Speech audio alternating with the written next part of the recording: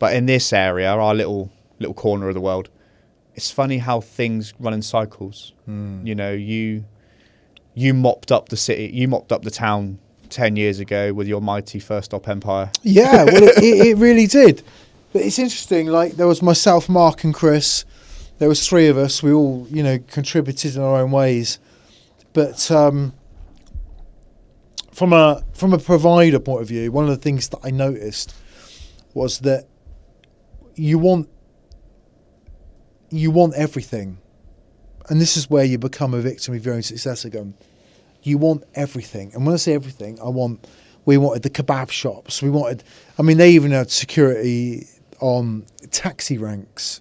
We did the taxi ranks. They're more dangerous than doors, by the way. Yeah, but this is where I'm going with it. So pubs, clubs, taxi ranks. We did the beachfront. We did Sandbanks Beach. We had a quad bike that was provided by the lifeguards to do our security patrols. It was like Baywatch.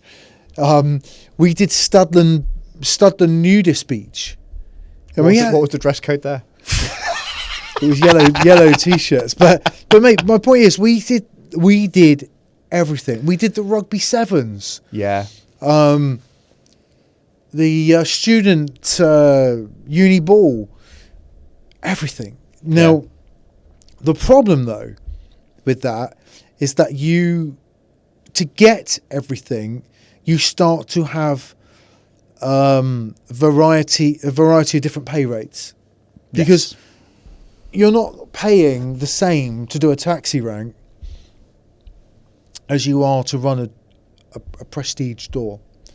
Now, some would say, well, that's a big problem. Well, it is a big problem, but what you do, you adapt and you get a different calibre of staff.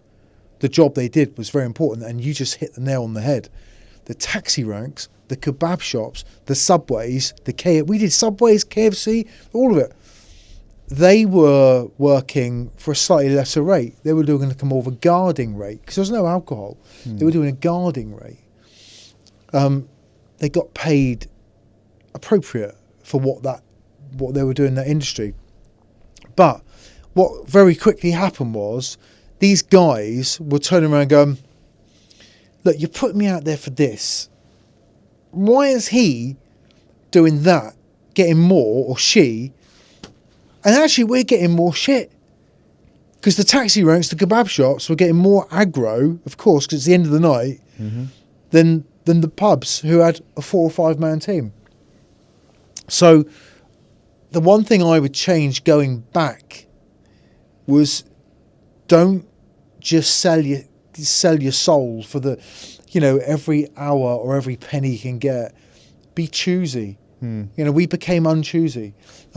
It was great in the respect that, everyone was coming to us. The council was coming to us. Poole, Bournemouth. We were doing Southampton Uni, everything.